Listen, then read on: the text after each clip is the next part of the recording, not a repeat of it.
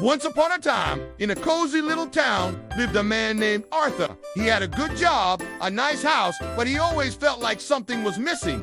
He searched for happiness in fancy gadgets and expensive trips, but the feeling of emptiness lingered.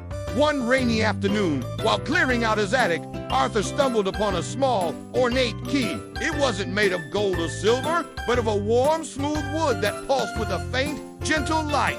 He knew, with a certainty he couldn't explain, that this key was important. He tried it on every lock in his house, but none of them fit. Just as he was about to give up, he noticed a faint outline of a door in the wall of his study. A door he had never seen before. With a trembling hand, he inserted the key. It turned with a soft click, and the door swung open. Behind the door was not a room, but a sun-drenched meadow from his childhood. He saw his younger self laughing and chasing butterflies. He saw his parents, young and vibrant, having a picnic. The air was filled with the scent of wildflowers and the sound of pure, unadulterated joy.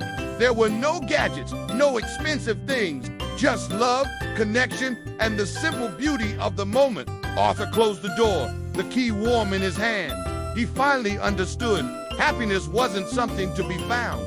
It was something to be remembered, to be cherished. It was already inside him, in the memories he held dear. From that day on, Arthur found joy not in things, but in moments. A shared cup of tea with a friend, the warmth of the sun on his face, the memory of a perfect summer day.